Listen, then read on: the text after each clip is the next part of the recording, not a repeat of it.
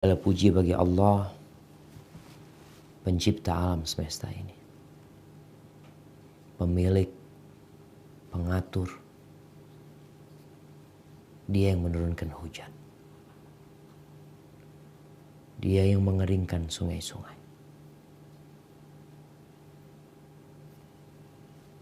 Dialah Allah Azza wa Jalla yang memberi dan yang melarang.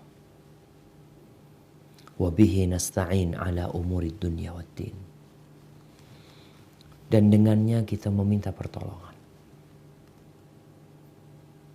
dalam menghadapi urusan dunia.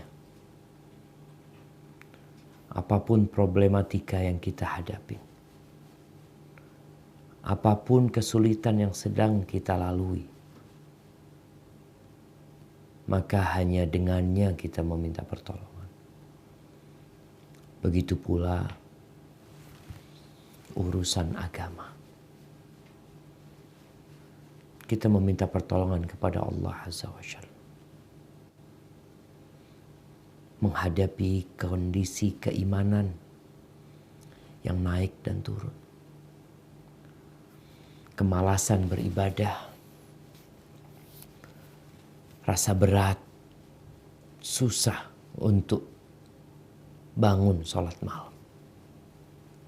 Untuk melakukan puasa sunnah. Kita minta tolong sama Allah. Nabi SAW mengajarkan doa kepada Mu'adz bin Jabal. Agar dibaca di penghujung setiap sholat. Untuk mengatakan Allahumma a'inni ala dzikrika wa syukrika wa husni ibadatik. Ya Allah, tolonglah hamba. Bantulah hamba untuk senantiasa mengingatmu ya Allah. Untuk senantiasa bersyukur kepadamu. Untuk beribadah yang baik kepadamu. Dalam urusan dunia kita minta tolong. Jangan bersandar kepada kemampuan intelektual kita. Jangan bersandar kepada keuangan atau kekuatan materi kita. Jangan bersandar karena jumlah yang banyak yang kita miliki. Tapi tetap minta tolong sama Allah. Urusan agama juga seperti itu. Wassalatu wassalam ala sayyidil mursalin. Wa imamil muttaqin. Qaidil ghurlil muhajjalin sayyidina wa maulana Muhammadin. Wa ala alihi wa ashabihi ajma'in. Ya Allah, semoga salawat dan salam senantiasa Engkau curahkan untuk hamba kekasih-Mu. Untuk baginda Nabi kita Muhammad alaihi salatu wassalam. Untuk keluarga beliau, untuk istri-istri beliau, untuk putra-putri beliau. Dan untuk seluruh sahabat Nabi. Semoga Allah meridhai kita bersama mereka. Amma ba'd. Ahibati fillah. Mau lari kemana kita? Sebagian pulang ke kampung. Entah dia lari dari apa. Sebagian menutup pintu rumahnya. Entah apa yang menyebabkan dia takut. Apa yang mengejar dia? Sebagian tetap berusaha dan bekerja. Entah juga apa yang menyebabkan dia terdorong untuk keluar bekerja. Sebagian merantau jauh. Apa sih yang dia kejar?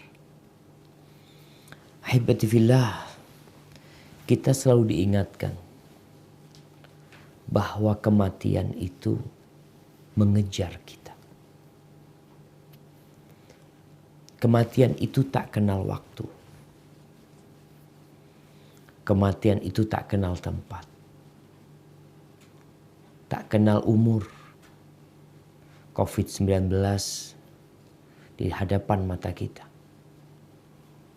Jumlah mereka yang mati terus bertambah. Nggak tahu itu orang miskin atau dia orang kaya. Dia tua atau muda, dia pejabat atau rakyat biasa. Kematian datang. Malakul maut, pencabut nyawa. Malaikat yang ditugaskan menyabut nyawa ini gak bisa disogok. Dia juga gak suka sama harta. Dia tidak perlu tahta. Kenapa? Karena dia adalah hamba. Dia siap melaksanakan perintah. Subhanallah. Kalau kita memandang kehidupan ini, mungkin kita bisa melihat anak ini termasuk dalam posisi orang yang beriman. Atau orang yang lemah keimanannya. Atau orang yang pura-pura beriman. Kita akan baca firman Allah di surat An-Nisa. Ayat 77-78. Bagaimana kondisi tatanan masyarakat yang hidup di masa Rasul SAW. Mereka sholat di Masjid Nabawi. Mereka berkumpul dengan manusia-manusia mulia seperti Abu Bakar As-Siddiq, Umar bin Khattab, Uthman bin Affan, Ali bin Abi Thalib. Tapi bagaimana kondisi keimanan mereka tatkala menghadapi musibah, tatkala menghadapi petaka, tatkala ada perintah yang harus dikerjakan, bagaimana sikap dia? Ada yang banyak ngomong. Kerjanya komentar. Apa saja dia komentari. Tatkala peristiwa itu datang kepada diri dia, baru dia kebingungan. Nah, saya akan bacakan firman Allah di surat An-Nisa ayat 77-78. Qurannya dibuka. Allah berfirman, A'udzu billahi minasyaitonir rajim. Alam tara ila alladhina qila lahum kuffu aydiyakum وأقيموا الصلاة وآتوا الزكاة فلما كتب عليهم القتال إذا فريق منهم يخشون الناس كخشية الله أو أشد خشية وقالوا ربنا لم كتبت علينا القتال لولا أخرتنا إلى أجل قريب قل متاع الدنيا قليل والآخرة خير لمن اتقى ولا تظلمون فتيلا. Kata Allah Azza wa Jal, tidaklah engkau memperhatikan orang-orang yang dikatakan kepada mereka, tahanlah tanganmu dari berperang. Laksanakanlah sholat dan tunaikanlah zakat. Ketika mereka diwajibkan berperang, tiba-tiba sebagian mereka, itu golongan orang-orang munafik, takut kepada manusia, takut kepada musuh, seperti takutnya kepada Allah. Bahkan lebih takut dari itu. Mereka berkata, wahai Rabb kami, mengapa engkau wajibkan berperang kepada kami? Mengapa tidak engkau tunda kewajiban berperang kepada kami beberapa waktu lagi? Katakanlah, kesenangan di dunia itu hanya sedikit. Dan akhirat itu lebih baik bagi orang-orang yang bertakwa. Mendapat pahala turut berperang dan kamu tidak akan dizalimi sedikit. Sebelum kita lanjutkan ke ayat yang 78. Ada manusia yang suka ngomong.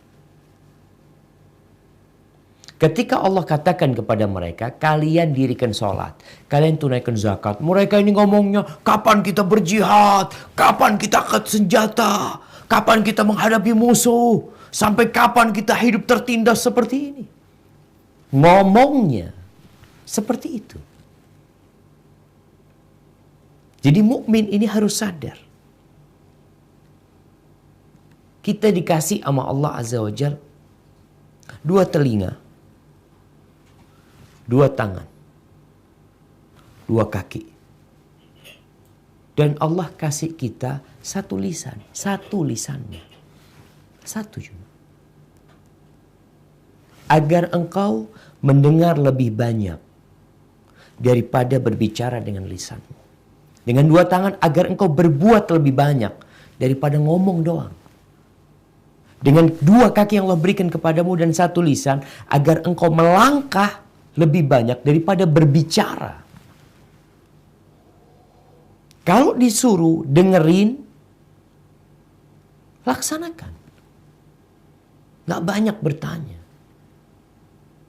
Ini kelompok manusia yang pura-pura taat, yang penampilannya begitu indah, ngomongnya selalu kapan berperang, kapan berjihad. Ketika diwajibkan berperang, apa kata mereka? Gak siap mereka. Karena selama ini ngomong doang. Hebatlah, perintah-perintah Allah kerjain. Kita gak tahu dengan apa yang bakal terjadi. Tapi tatkala kita beramal berbuat, kita memiliki persiapan. Ketika datang perintah Allah, contohnya diwajibkan berperang, orang-orang beriman akan mengatakan sami'na wa ata'na. Orang-orang munafik takut mati. Yang awalnya ngomong gede, setelah diwajibkan perang, malah bertanya kepada Allah, lima katabta alaina al-qital laula akhartana ila ajalin qarib. Kalau engkau tunda sedikit supaya kita, nih yang bujangan masih bisa menikah, nih yang belum punya anak bisa punya anak, nih yang belum pernah menikmati dunia dapat menikmati dunia. Maka Allah katakan, qul, katakan kepada mereka, mata'ud dunya qalil. Kenikmatan dunia ini sedikit. Kalau semua kenikmatan dunia diberikan kepadamu, sedikit kenikmatan dunia. Wal akhirah khair liman ittaqa. Akhirat itu lebih baik buat orang yang bertakwa, yang takut sama Allah, yang melaksanakan perintah. Kalian gak akan dizalimin. Gak akan sedikit pun. Gak akan. Kemudian Allah sebutkan di ayat 78. Allah mengatakan, Aynama takunu yudrikumul maut. Walau kuntum fi burujim musyayyada. Wa in tusibhum hasanatun yaqulu hadhihi min indillah. Wa in tusibhum sayyi'atun yaqulu hadhihi min indik. Qul kullum min indillah. Fama lihaula'il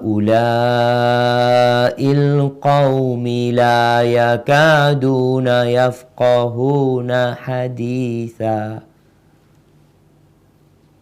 Kata Allah, kalian kan takut sama mati. Kalian berpikir kalau perang bisa mati. Kalau di rumah gak bisa mati. Kata Allah, dimanapun kamu berada, kematian akan mendapatkan kamu. Dia berlari di belakang. Kendati pun kamu berada di dalam benteng yang tinggi, yang kokoh. Itu orang-orang munafik, jika mereka memperoleh kebaikan, mereka mengatakan ini dari sisi Allah. Dan jika mereka ditimpa suatu keburukan, mereka mengatakan ini dari engkau, Muhammad. Katakanlah semuanya datangnya dari sisi Allah. Maka mengapa orang-orang itu, orang-orang munafik hampir-hampir tidak memahami pembicaraan sedikit pun. Ada orang dikasih tahu, diceramain, nggak paham. Engkau mau kemana? Mati itu datang. Mau di rumah. Orang pikir kalau di rumah nggak mati. Datang kematian. Berapa sering? Mungkin lebih sering kita mengeluarkan orang mati dari rumah daripada mengeluarkan orang mati dari rumah sakit. Tapi kita usaha. Naam, kita berusaha. Ingin nggak kena penyakit COVID-19? Naam, dia pakai sarung tangan. Dia pakai alat pelindung. Masya Allah. Tapi tetap, kalau harus datang ke rumah. Usaha dilakukan. Allah ingin mengajarkan kepada orang-orang munafik yang berpikir kalau dia nggak berperang, dia nggak bakal mati. Mati. Yudrikumul maut. Engkau mau bertahan di benteng. Buruj itu salah satu maknanya bintang-bintang. Mau pindah ke Mars. Mau bikin pemukiman di sana, mau bikin perumahan. Supaya nggak mati. Mati. Engkau naik ke Mars, matinya itu ikut, lari juga ke sana. Engkau masuk kamarmu, ketika waktumu tiba, la yastaqdimuna sa'atan wa la yastakhirun. Datang waktunya, nggak bisa diundur. Cuma mereka nggak paham. Kalau dapat musibah, oh ini gara-gara engkau cari kambing hitam. Ada yang seperti itu. Nggak perlu menyalahkan siapa-siapa. Allah sudah menetapkan segalanya. Wa ma asabakum min musibatin fa bima kasabat aydikum. Kalau engkau tertimpa musibah itu gara-gara engkau. Sebabnya engkau. Allah yang menurunkan, tapi engkau menjadi penyebabnya. Gara-gara dosa yang engkau kerjakan. Di surat Az-Zumar ayat 42. Allah menjelaskan tentang kematian ini. Supaya kita tahu. Kalau ada orang terkena tembak, mungkin dia mati. Mungkin juga nggak mati. Kita melihat. Ada orang terpapar, terinfeksi virus COVID-19. Ada yang sembuh. Tapi juga ada yang mati. Supaya engkau tahu, COVID-19 bukan yang mematikan. Dia hanya sebab. Tapi Allah yang mematikan. Maka di surat Az-Zumar 42, Allah mengatakan, Allah. Coba dibuka Qur'annya. Allah yatawaffal anfusa hina mautiha. Wallati lam tamut fi manamiha. Fayumsiku allati qada 'alaiha al-maut wa yursilul ukhra ila ajalin musamma inna fi dzalika laayatin liqaumin yatafakkarun. Kata Allah, Allah memegang nyawa seseorang pada saat kematiannya dan nyawa seseorang yang belum mati ketika dia tidur. Maka dia tahan nyawa orang yang telah dia tetapkan kematiannya dan dia lepaskan nyawa yang lain sampai waktu yang ditentukan. Sungguh pada yang demikian itu terdapat tanda-tanda kebesaran Allah bagi kaum yang berfikir. Siapa yang mematikan? Allah. Makanya kadangkala dokter sudah menvonis fulan mati, fulan gak mati. Sampai ada kejadian subhanallah. Nih, seorang perempuan menikah dengan seorang laki-laki. Keluarganya kurang setuju sebenarnya dengan pernikahan tersebut. Ya ada yang tidak cocok dengan laki-laki tersebut. Subhanallah dapat berapa waktu lakinya itu sakit. Sakit parah yang sudah ya udahlah dokter memvonis akan segera mati tuh orang. Apa yang terjadi? Pihak keluarga perempuan mereka mengumpulkan uang di antara mereka untuk membelikan rumah. Buat siapa belikan rumah? buat anak perempuan mereka. Supaya nanti ya ketika suaminya meninggal dunia, mungkin dia tinggal di rumah kontrakan, udah punya bisa rumah sendiri gitu loh. Masya Allah. Akhirnya dibelikan rumah. Rumah bukan milik si suami. Milik siapa? Milik istri. Udah punya rumah si istri dikasih sama mereka. Wah subhanallah. Si istri mati duluan. Si suaminya mati dengan penyakit yang sama. Si istri mati dengan penyakit yang sama. Setahun kemudian si suami meninggal 3 tahun kemudian. Jadi pikirnya mereka si istri akan dapat warisan dari suami. Ternyata si suami dapat warisan istri. Siapa yang mati duluan? Wallahu a'lam. Allah yang mematikan. COVID-19 telah mematikan banyak manusia dengan izin Allah sebab itu. Iya, entah sudah berapa puluh ribu yang mati. Di Indonesia udah lewat 100. Dan tiap hari angka itu bertambah.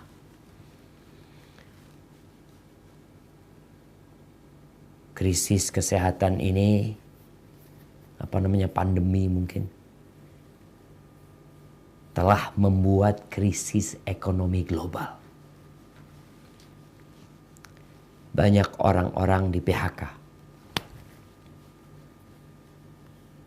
Banyak orang-orang tidak bekerja. Perusahaan-perusahaan bangkrut. Ya, krisis ekonomi. Yang mengantarkan sebagian orang bunuh diri. Tadi pagi Anda baca berita. Tadi pagi. Hubungannya dengan COVID-19. Bermasalah kepada ekonomi yang menyebabkan mati. Disebutkan Menteri Keuangan di negara bagian Hesse di Jerman yang namanya Thomas Schrever bunuh diri. Bukan karena terinfeksi COVID-19. Enggak, sehat orang itu. Umurnya 45 tahun atau 54 tahun ya. Disebutkan kekhawatiran akan virus corona memukul ekonomi menjadi penyebab ia mengambil keputusan tragis itu. Jadi dia berpikir corona ini menyebabkan ekonomi hancur, dia terbebani, masalah rizki. Akhirnya dia bunuh diri. Ada lagi yang bunuh diri karena takut. Ada perawat di Jerman disebutkan di Italia bunuh diri karena dia terinfeksi, dia takut menularkan. Akhirnya dia milih bunuh diri. Dia pikir kalau dia mati dia nggak nularkan. Pendek sekali pandangan dia. Di Indonesia juga ada WNA yang seperti itu. Jamaah rahimakumullah. Ketahuilah kalau bicara rizki, bicara kematian, bicara rizki kita, bagaimana kondisi kita esok hari, dolar hari ini berapa, besok berapa, nanti gimana nih anak yang mau lahir, bagaimana masa depan dia, sekarang sedang krisis, bapaknya nggak bekerja. Kalau orang nggak beriman melakukan hal tersebut, wajar dia nggak beriman. Dia tidak punya keimanan yang kokoh yang dapat menguatkan dia menghadapi krisis. Tapi seorang mukmin, dia yakin bahwa selama kepala dia bisa goyang, rizkinya dia masih ada. Selama jantung dia berdetak, paru-paru dia kembang kepis, kempis, maka rizki dia masih ada. Di surat Luqman ayat 34.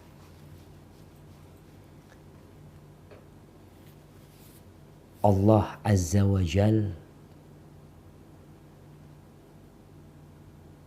menanamkan kepada kita tentang kebesaran Allah dan kelemahan kita.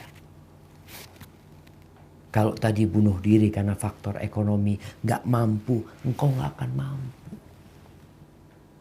Kita manusia yang lemah. Kalau ana berpikir, ana punya anak 6, yang satu sudah, yang 2 di pondok dengan biaya besar. Kalau ana berpikir ana yang memikul, ana gak mampu. Angkat tangan. Tapi itu 6 anak itu makhluk Allah Azza wa Jalla. Allah yang membuatkan mereka lahir.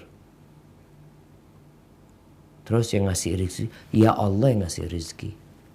Yang mematikan, ya Allah yang mematikan. Aku cuma usaha, sisanya aku serahkan sama Allah SWT. Baik, kita baca surat Luqman ayat 34. Allah mengatakan, Innallaha indahu ilmus sa'ah wa yunazzilul ghaith wa ya'lamu ma fil arham wa ma tadri nafsum madza taksibu ghada wa ma tadri nafsum bi ayyi ardin tamut innallaha alimun khabir. Sesungguhnya hanya di sisi Allah ilmu tentang hari kiamat. Dan Dia yang menurunkan hujan dan mengetahui apa yang ada dalam rahim. Dan tidak ada seorang pun yang dapat mengetahui dengan pasti apa yang akan dikerjakannya besok. Dan tidak ada seorang pun yang dapat mengetahui di bumi mana dia akan mati. Sungguh Allah Maha mengetahui, Maha mengenal. Ahibati fillah, kapan bumi ini hancur? Akan hancur bumi ini? Ya. Udah dekat? Udah dekat. Kapan? Allah yang tahu. 20 tahun lagi? Allahu a'lam. 50 tahun lagi? Wallahu a'lam. Gak tahu. Allah sebutkan hanya Allah yang tahu. Kita nggak tahu. Tanda-tandanya ada, kita udah ngelihat. Yang kedua, hujan. Kita nggak ingin hujan turun. Kadang-kala kita berharap besok hujan turun. Di waktu kita tidak ingin hujan turun, hujan turun. Di saat kita ingin hujan itu turun, hujan tidak turun. Siapa yang tahu? Allah yang tahu. Terus saat itu lembaga-lembaga yang lembaga perakiraan cuaca, ya mereka mengira-ngira. Ngira hujan, nggak hujan juga. Dikira nggak hujan, ternyata turun hujan. Mereka mengira. Yang tahu pastinya Allah Azza wa Jalla. Yang di rahim. Siapa yang tahu? Allah. Nggak usah itu orang tahu laki perempuan. Iya, kadang sekarang bukan gaib lagi kalau udah kelihatan. Udah kelihatan tuh laki perempuan. Tapi keluar hidup atau mati, nggak ada yang tahu. Nanti dia umur berapa, menikah, nggak ada yang tahu. Rizkinya dia nggak ada yang tahu. Cuma orang tahu, ya karena kelihatan memang. Namanya kelihatan, ketahuan. Kupingnya ada 2, anaknya, tangannya ada 2, nggak cacat, orang kelihatan. Tidak dikatakan gaib. Tapi bagaimana kondisi itu janin nantinya, hanya Allah yang tahu. Yang keempat, besok ngapain? Kita punya rencana tentang hari esok kita nggak tahu. Besok berapa yang akan terpapar COVID-19 di Indonesia? Allahu a'lam. Besok yang mati berapa? Nggak tahu. Sampai kapan nih wabah ini? Nggak tahu. Terus Allah yang tahu. Terus gimana? Ya serahkan sama Allah. Oh gitu. Iya. Terus yang kelima, mati di mana kita? Nggak tahu. Ada orang Masya Allah tinggal di Mekah dari Pakistan. Dia berharap meninggal di Mekah. Dia nggak mau keluar negeri kemana-mana. Enggak, ana mau mati di sini. Masya Allah. Di akhir hayatnya sakit. Terpaksa harus berobat. Dibawa ke Pakistan. Sampai Pakistan. Mati di Pakistan. Jemaah, nggak ada yang tahu. Mati di mana kita. Ada orang yang sedang naik pesawat. Udah booking hotel. Udah kontak temennya, ana landing jam sekian. Kita makan siang di restoran ini. Malam nanti kita ada meeting, siap semuanya. Mobil nungguin di bandara. Tunggu tuh pesawat. Gak pernah turun tuh pesawat. Satu pesawat mati. Kita nggak tahu. Maka Allah katakan innallaha alimun khabir. Allah tuh maha tahu. Allah itu mengenal semua dengan detail. Kita nggak tahu. Maka jangan takut. Hari esok serahkan nama Allah. Kalau kita berpikir nanti gimana Ustadz lebaran nanti. Anak nggak kerja. Ini mau lahiran anaknya. Ya bekerjaan tuh. Terus Ustadz tapi apa? Rezeki itu nggak bisa dihitung. Kalau gaji bisa dihitung nominalnya. Rezeki. Siapa yang tahu? Kadang-kadang kau duduk di rumah. Masya Allah ini. Nggak kebayang anak Masya Allah. Semalam nih cerita rezeki. Kita lagi di rumah habis Isya datang. Tahu-tahu ada pizza yang datang jemaah. Masya Allah. Nggak kebayang anak. Maka rezeki nggak bisa dihitung. Mau dihitung gimana rezekimu? Kadang-kala ada yang ngasih permen sama engkau. Kadang-kala ada yang ngasih roti. Ini rezeki. Kadang-kala ada yang transfer fulus. Nggak tahu kita jamaah. Maka serahkan sama Allah. Hanya Allah yang tahu. Berkaitan dengan rezeki. Sebagaimana tadi kita berbincang. Ajal ini mengejar kita. Kemanapun kau pergi. Engkau sekencang apapun. Engkau berlari. Dia di belakang. Terus belakang. Ternyata rezeki juga sama. Jadi mati sama rezeki ini juga mengejar kita.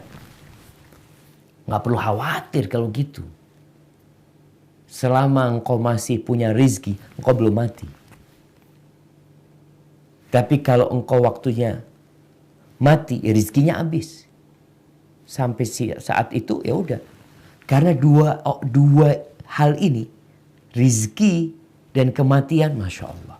Itu mengejar kita. Nih ada sebuah hadis diriwayatkan oleh Jabir bin Abdullah radhiyallahu anhu qala Rasulullah sallallahu alaihi wasallam.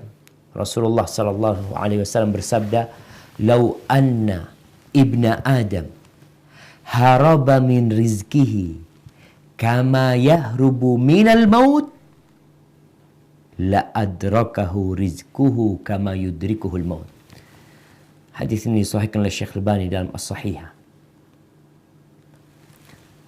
Kata Nabi SAW, andai kata anaknya Adam ini lari dari rizkinya, sebagaimana dia lari dari kematian, rizkinya itu akan ngejar dia sebagaimana kematian akan mendapati dia. Mungkin sebagian berpikir dengan lockdown ini nggak keluar rumah, habis rizki anak Ustaz. Habis. Anak ini biasa dapat penghasilan sehari 100.000. Sekarang nggak ada, Ustaz. Rizkimu akan ngejar engkau. Akan buka pintu rumah. Dikunciin lewat genteng. Dicor gentengnya lewat jendela. Ngejar. Sebagaimana tadi Allah katakan, Aynama takunu yudrikkumul maut walau kuntum fi burujim musyayyada. Kemanapun kau pergi, kematian akan mendapatimu walaupun engkau berada di benteng-benteng yang tinggi, yang kokoh, atau engkau berada di planet-planet sana. Datang berangkat ke sana. Al-Munawi rahimahullahu ta'ala ketika menyebutkan hadis ini dalam kitabnya Faidul Qadir, dia mengatakan li'annallaha dhaminahu lahu. Karena Allah sudah jaminkan buat dia. Udah dijaminin rezekinya. Tapi kalau antum menjaminkan diri ke lembaga-lembaga takmin, asuransi, ke lembaga-lembaga asuransi, ke sana, apakah mesti dapat? Belum tentu dapat. Ngurus capek, nggak keluar fulusnya. Kan lembaga itu cari fulus sebenarnya. Allah nggak cari rizki. Allah nggak minta kita cari rizki buat Allah, nggak, Allah yang kasih. Maka Allah sebutkan di surat Hud ayat 6. Coba dibuka Qur'annya. Kita ini hari ini sudah mulai fokus baca Quran, persiapan Ramadan. Allah udah jaminin. Apa kata Allah di surat Hud ayat 6? Allah mengatakan, wa ma min dabbatin fil ardi illa 'ala Allahi rizquha wa ya'lamu mustaqarraha wa mustawda'aha kullun fi kitabim mubin. Kata Allah, dan tidak satupun makhluk yang bergerak,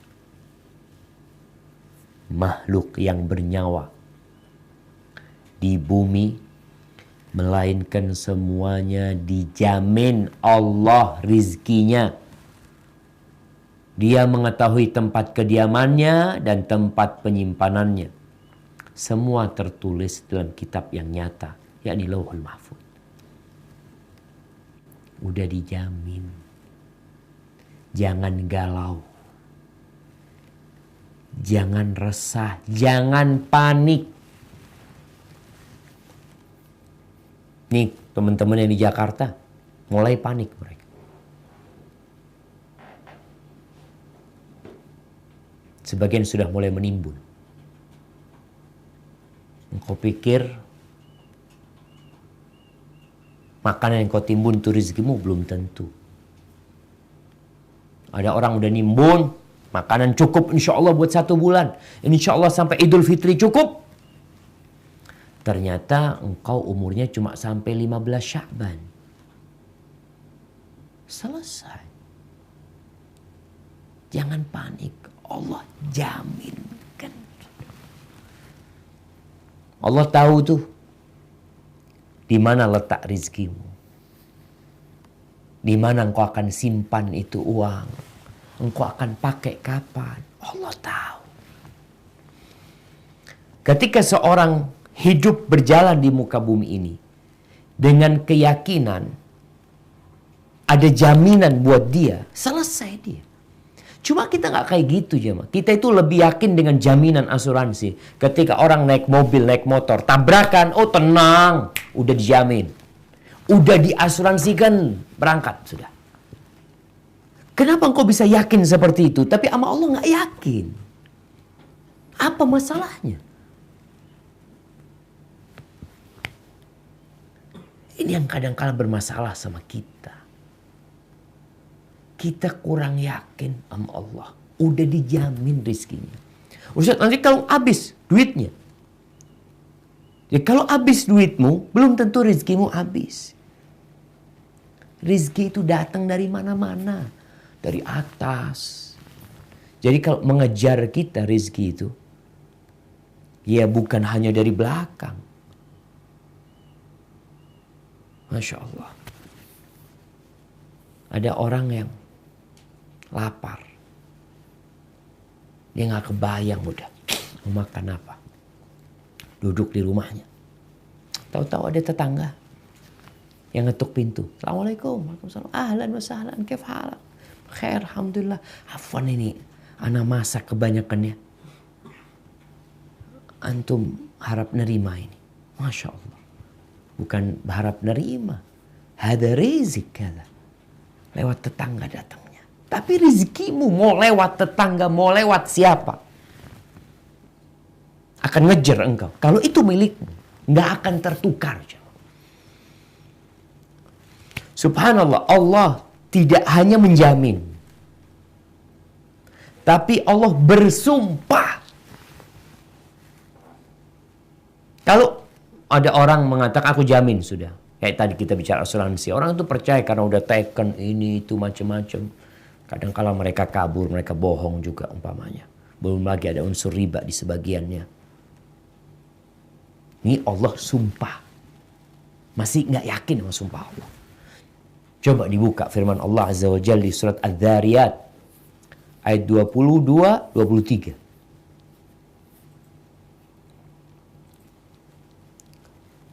Apa kata Allah? A'udzu billahi minasyaitonir rajim. Kata Allah, wa fis samaa'i rizqukum wa ma tu'adun. Fa wa rabbis samaa'i wal ard innahu la haqq mithla ma annakum tantiqun.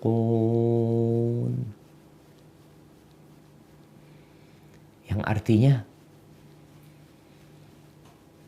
dan di langit terdapat sebab-sebab rizkimu, dan apa yang dijanjikan kepadamu. Maka demi Tuhan langit dan bumi, sungguh apa yang dijanjikan itu pasti terjadi seperti apa yang kamu ucapkan. Wallahi jemaah, Allah sumpah. Rizki kalian pasti akan kalian dapatkan. Rizki kalian itu bukan di motor kalian. Rizki kita itu bukan di kantor kita. Bukan di toko kita, bukan di sawah kita, bukan di lautan. Rizki kita itu di sana, di atas sana. Wa fis samaa'i rizqukum. Dan Allah bersumpah. Orang kalau rizkinya, umpamanya dia berpikir rizkinya ana Ustaz ada di dompet, dompet ana hilang, dicopet orang. Kau berpikir habis rizkimu? Lah, rizkimu di sana. Dan dia akan ngejar engkau. Berapa banyak kita melihat saudara-saudara kita yang kehilangan handphonenya. Balik tuh handphone. Balik. Kehilangan motornya. Kehilangan dompet tasnya. Berisi uang puluhan juta. Balik kalau rizki. Dia akan ngejar. Tapi kalau nggak rizki, engkau mau cari, engkau mau menangis, nggak datang. Subhanallah, ayat ini benar-benar perlu kita renungkan. Kapan saat ini? Saat semua orang di rumah, apalagi yang udah lockdown, yang udah warungnya nggak buka, tokonya nggak buka, ada pembatasan jam kerja. Orang jualan yang seharusnya dia 8 jam, sekarang jualan 3 jam. Dia berpikir, ya Allah 3 jam anak biasanya dapat 1 juta. 3 jam dapat berapa nantinya? Belum harus bayar tokonya, bayar ini, bayar itu. rizkimu di sana. Tumbuhkan di hatimu keyakinan.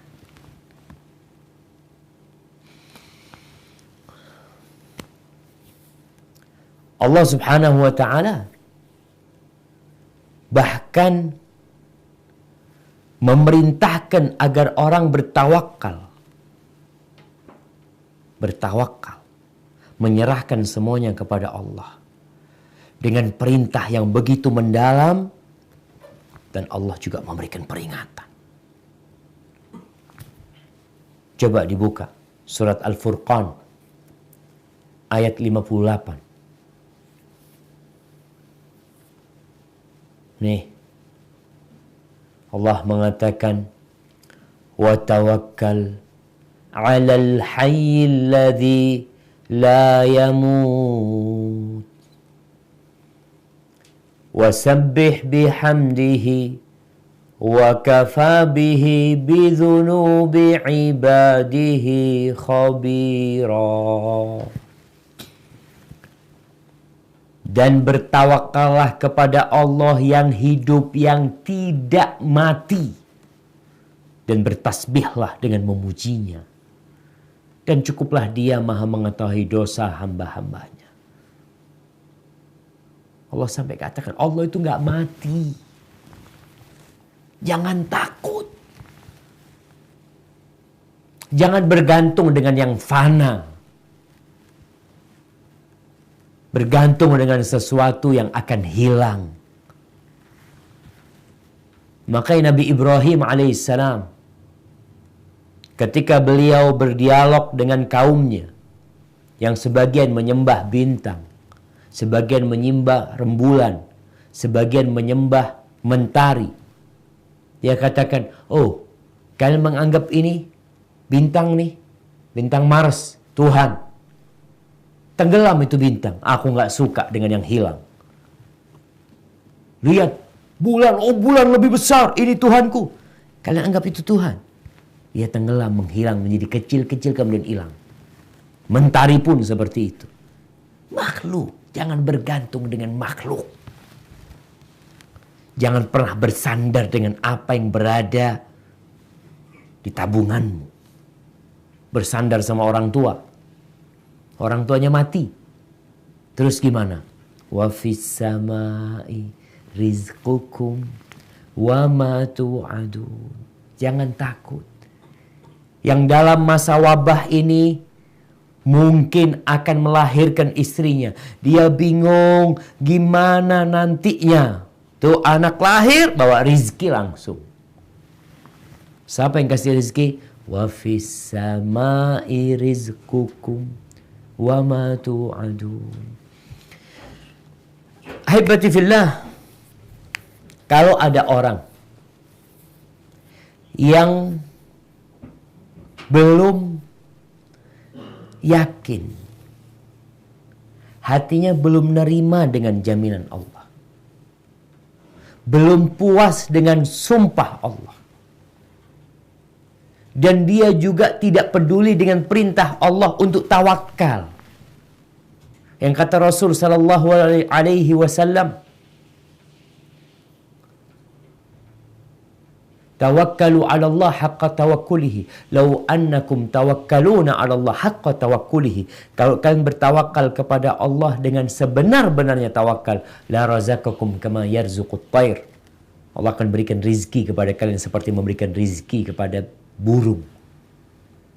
Taghdu khimason wa taruhu bitonan. Paginya berangkat lapar, pulangnya kenyang sore hari. Tawakal. Jadi kalau ada orang yang belum nyaman dengan jaminan Allah, belum tenang, belum menerima, belum puas dengan sumpah Allah, dan dia juga tidak peduli dengan perintah Allah, dengan janjinya, dengan ancamannya, maka orang itu termasuk orang yang binasa. Akan berakhir hidupnya bunuh diri. Kondisi yang seperti sekarang ini, ada orang yang terlilit hutang, ada orang yang mungkin gak bisa membayar cicilan. Yakin sama Allah fis sama. Makanya waktunya untuk menggantungkan tali kepada yang di langit sana. Ini disebutkan ada Haram bin Hayyan berkata kepada Ibrahim bin Adham, Haram ini musyawarah sama gurunya. Menurutmu aku ini aina ta'muruni an uqim? Di mana engkau perintahkan kepadaku untuk tinggal? Aku tinggal di mana nih? Enaknya. Qala biyadihi ila Syam. Gurunya ini mengatakan, menunjukkan kau berangkat ke arah sana, ke Syam. Apa kata Haram bin Hayyan? Wa kaifal ma'isha? Terus untuk penghidupan gimana di sana? Tanya rizik. Tanya fulus. Nanti di sana gimana hidupnya nanti? Biaya hidupnya gimana? Qala uffin li hadhil qulub. Laqad khalataha syak fama tanfa'uha al-mau'izah. Celaka, sengsara buat hati-hati seperti ini.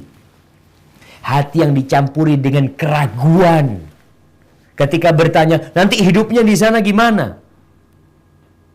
Nggak manfaat dikasih nasihat kalau kayak gitu. Ada orang-orang yang kadangkala, Masya Allah, hijrah. Ketika dia resign dari pekerjaannya yang haram. Dia berpikir, nanti gimana hidup? Nanti gimana hidupnya? Waktu engkau berbuat dosa, siapa yang ngasih rizki? Ya Allah. Ketika engkau meninggalkan dosa, terus siapa yang akan ngasih rizki? Allah. Makanya para sahabat radhiyallahu ta'ala anhum, ketika mereka hijrah meninggalkan kota Mekah, berangkat ke kota Madinah, mereka nggak tanya, nanti di sana gimana hidupnya? Gimana penghidupannya, gimana nanti di sana? Engkau apa ragu sama Allah? Engkau berakal. Engkau dapat berbicara. Engkau dapat mendengar. Semut aja dapat rezeki. Nggak pernah sekolah tuh semut. Sapi aja dapat rezeki. Ayam dapat rezeki. Ayam tuh dipindah dari tempat ini, dipindah ke sana, dipindah ke sana, dibeli orang ke sana. Ada rezekinya. Ketika rezekinya habis, disembelih, dia mati.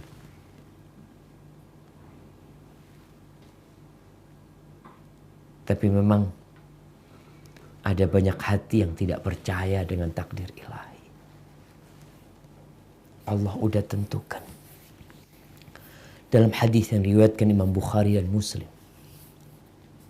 Rasulullah sallallahu alaihi wasallam bersabda, "Inna ahadakum yujma'u fi batni ummihi arba'ina yawman, thumma yakunu 'alaqatan mithla dhalik, thumma yakunu mudghatan mithla dhalik, thumma yab'athu Allah malakan fayu'maru bi arba'i kalimatin bi rizqihi wa ajalihi wa syaqiyun aw sa'id." Tuh, proses terjadinya janin. Dari mulai darah, kemudian jadi mudghah, kemudian nanti jadi dalam bentuk yang lainnya.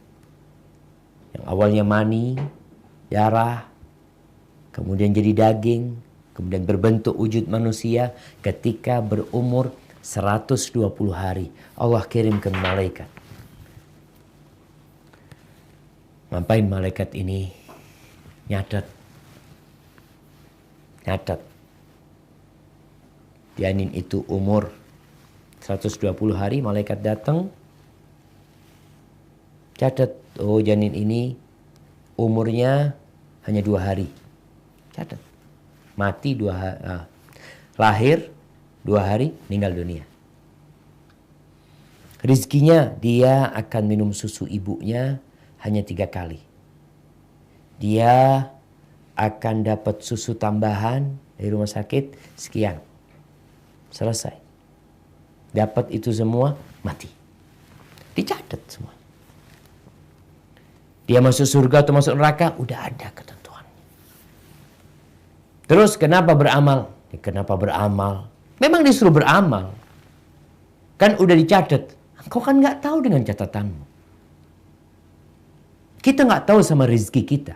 Kenapa ada orang merantau? Karena nggak tahu sama rezekinya. Kenapa antum belajar? Kenapa antum melamar kerja? Datang bawa lamaran kerja, buka usaha ini, buka usaha itu. Kenapa? Karena antum nggak tahu rezekinya di mana. Kita disuruh beramal. Lakukan sebab tersebut. Tapi engkau akan dapatkan 100% rezekimu. Nggak akan berkurang.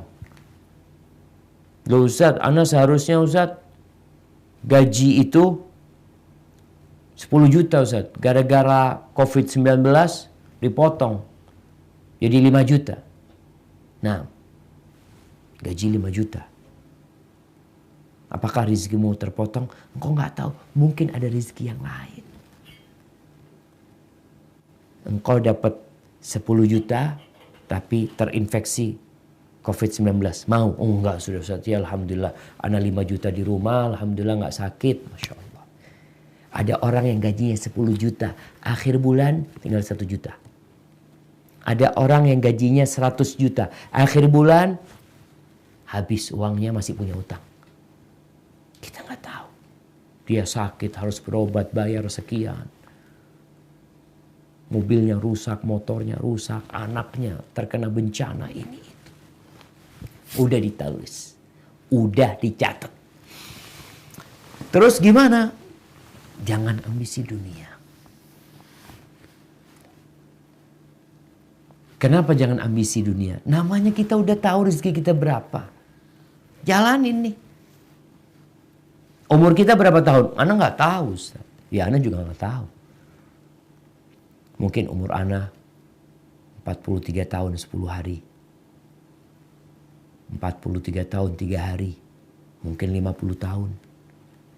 Mungkin umur Ana, mungkin hari ini Ana meninggal dunia. Ana nggak tahu. Terus yang pasti mati akan datang dan dunia akan kita tinggalkan. Yang kau tumpuk, yang kau timbun, ya ada orang Masya Allah punya uang dikumpulin, kumpulin, tahu-tahu mati. Selesai urusan dia. Rizkinya bukan rizki dia itu. Rizki siapa? Mungkin ahli warisnya. Ahibati fillah, Rasul sallallahu alaihi wasallam mengatakan, "Man kanatid dunya hammahu, ja'alallahu faqrahu baina ainai." Barang siapa yang ambisinya dunia, yang dipikirkan dunia, yang dicatat tentang dunia, yang diimpikan tentang dunia, yang dicita-citakan dunia, semua urusan dunia yang ada dalam benak dia. Jadi kalau otaknya dibuka, cuma dunia. Bangun tidur untuk dunia, tidur untuk dunia, olahraga untuk dunia, berjalan untuk dunia, makan untuk dunia, semua untuk dunia. Hammahud dunya, ja'alallahu faqrahu baina ainai. Allah akan jadikan kefakiran di hadapan mata dia. Habis ini, kena COVID-19 ini gimana? Bunuh diri akhirnya. Ketakutan. Krisis ekonomi yang berdampak. Entah dolar akan jadi berapa. Allah akan jadikan kefakiran di hadapan mata dia. Wasyattata alaihi syamlah. Urusannya dicerai-beraikan. Walam ta'tihi minad dunya illa ma qaddarahu. Dunia yang akan datang, rizki yang akan datang sesuai dengan yang ditakar buat dia, sudah. Selesai, itu yang kau akan dapatkan. Nggak lebih, nggak kurang. Maka kenapa kita harus berambisi dunia, lelah, capek? Ahibati fillah, beda dengan yang ambisinya akhirat. Dalam kondisi COVID-19 ini seharusnya membuat kita kembali ke akhirat. Dunia akan berakhir. Tempat-tempat hiburan udah ditutup. Nanti ada hiburan yang abadi, yang halal. Tempat-tempat wisata juga kayak gitu. Uangmu gak berguna. Engkau punya uang 1 miliar, mau naik pesawat, kata pesawatnya nggak terbang. Tutup, mau masuk ke sebuah negara, negara yang ngomong tutup negaranya, bawa duitmu. Wa man kanatil akhirah hamma, barang siapa yang akhirat yang menjadi ambisi dia. Engkau punya uang sekarang, alhamdulillah. Kita mau bantu nih orang-orang yang susah, bantu. Yang mungkin mereka nggak bisa keluar rumah, atau para tim medis, bantu. Kau punya uang nih, aku mau cari akhirat nih, kesempatan nih. Katanya untuk cari akhirat itu bersodakoh di musim-musim yang sulit, itu pahalanya besar. Ya, dia bekerja berusaha untuk akhirat, dia buka usaha, buka toko buat akhirat. Ja'alallahu ghinahu fi qalbi. Allah akan jadikan kekayaan itu di hati dia, jamaah. Kaya dia, jamaah. Kalau kita buka dadanya, Masya Allah, penuh dengan emas, perak, semuanya. Hatinya kaya raya. Walaupun mungkin cincin pun tidak ada yang menghiasi jarinya. Pergelangan tangannya pun tidak ada emas atau tidak ada jam yang dia pakai. Tapi hatinya kaya, jemaah.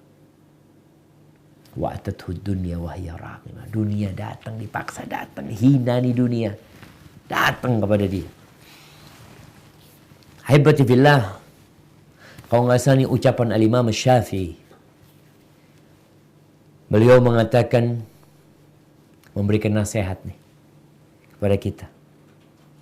Wa rizquka laysa yanqusuhu ta'anni wa laysa yazidu fir rizqil ana'u wa la huznun yadumu wa la sururun wa la bu'sun 'alayka wa la rakha'u.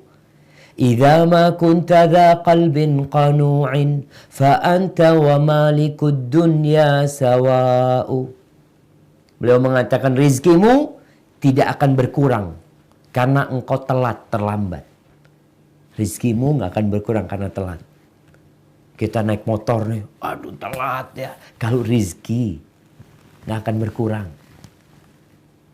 Tapi kalau nggak rizki, engkau mau ngebut, Anda ini orang jam sekian ini itu datang ke sana. Katanya ada barang yang dijual. Mungkin kau mau beli karena harganya murah. Kau udah ngebut. Sampai sana, aduh baru 1 menit dibeli orang. Kau mau ngebut, mau capek kalau bukan rezekimu. Ya bukan rezeki. Tapi orang terlambat, kena lampu merah. Dia punya janji jam 4 sore. Kata pemilik barang, Mas jam 4 nggak datang, Anda jual ke orang. Iya, siap. Berangkat.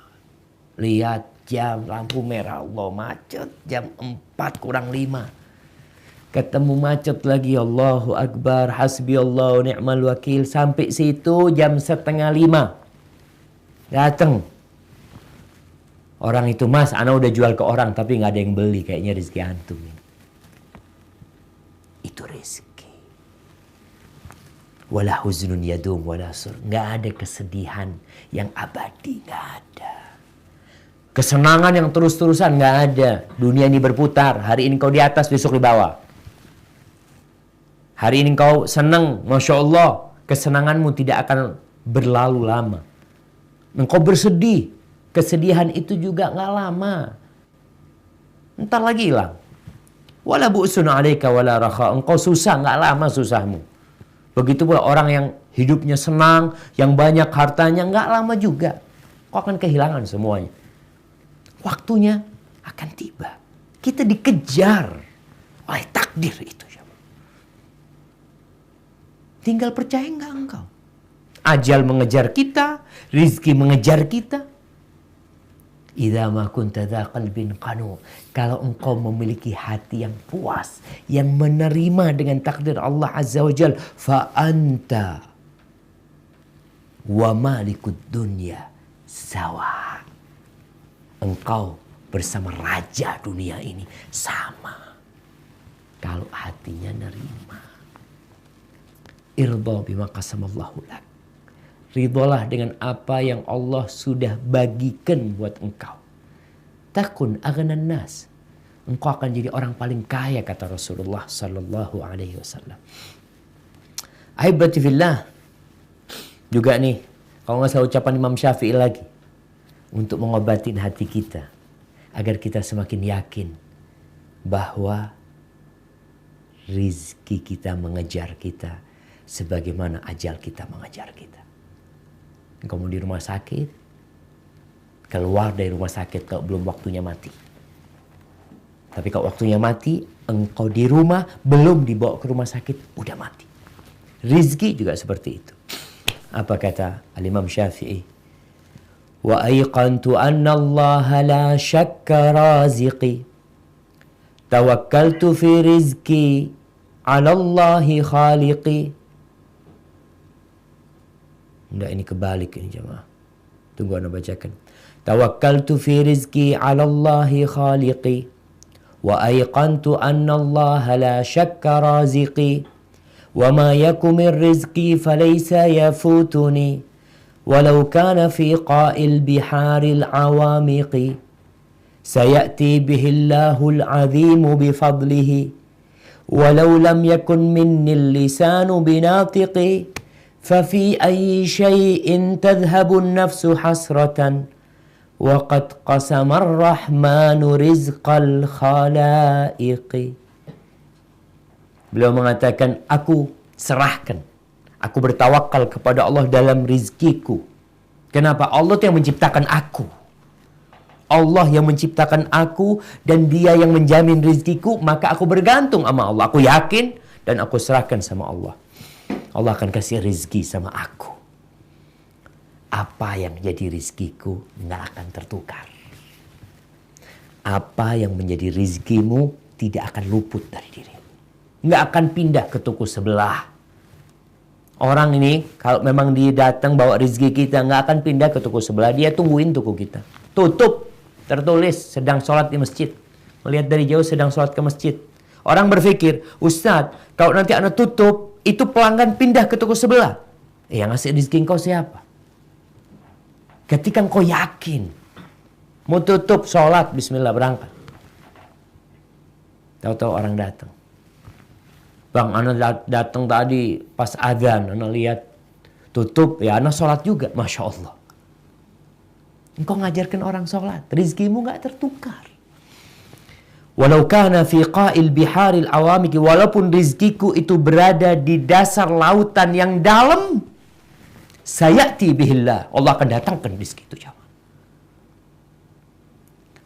Wallahi jamaah, kalau itu rizkimu dari dasar lautan akan dikeluarkan, akan dibawa oleh orang, akan dibungkus. Kalau itu mutiara, itu akan diikat menjadi kalung. Kemudian suatu hari, itu mutiara akan mengetuk rumahmu dan akan kau letakkan di leher istrimu. Kalau itu rizkimu, akan datang Allah yang akan keluarkan dari dasar lautan itu. Yakin, sayati bihillahul azim bifadlihi.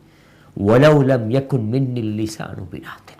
Walaupun lisanku nggak ngomong apa-apa, kalau itu rizkiku datang. Datang. Terus kata beliau, terus kenapa kita harus merana? Kenapa masih ada yang jiwanya hidup dalam kegalauan? Kenapa? Padahal Allah sudah bagi-bagi rizki itu. Ahibati fillah, Rasulullah SAW bersabda dalam hadis yang diriwayatkan oleh Ibnu Majah, Ahmad dan Tabrani,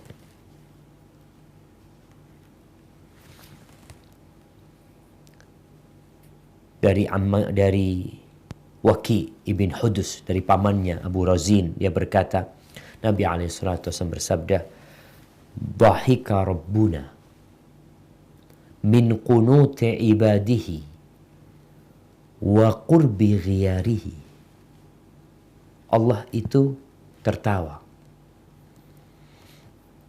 dari putus asa hambanya. Padahal solusi yang akan Allah berikan itu udah dekat. Jadi dia tinggal 2 menit lagi akan datang solusi itu. Tapi ini hamba putus asa. Jangan pernah putus asa. Allah Azza wa Jalla mengatakan, "Wa man yattaqillah yaj'al lahu makhraja." Barang siapa bertakwa kepada Allah, pasti Allah kasih solusi. Wa yarzuqhu min haitsu la yahtasib. Allah akan kasih rezeki dari arah yang tidak disangka-sangka. Engkau nggak pernah kebayang fulus akan datang dari sana, nggak kebayang. Wa man yatawakkal 'ala Allah fahuwa hasbuh. Innallaha balighu amri. Dan barang siapa bertawakal kepada Allah, Allah akan cukupi. Allah akan sampaikan urusan itu. Tinggal nunggu waktu kita di jamaah. COVID-19 akan berlalu insya Allah. Urusan ekonomi yang sulit akan berlalu. Tapi kita tawakal sama Allah. Kita bertakwa kepada Allah Azza wa Jalla. Urusan rizki akan mengejar kita. Sebagaimana ajal itu mengejar orang-orang yang terkena COVID-19. Yang mereka harus mati. Ahibati fillah, terakhir.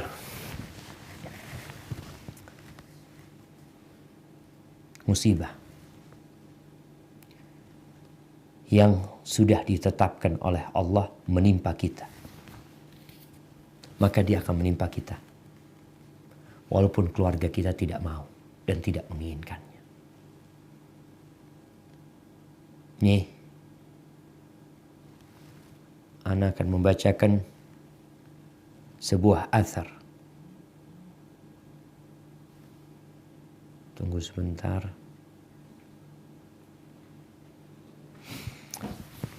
Nah, Al-Walid ibn Ubadah ibn Samit, anaknya sahabat Nabi.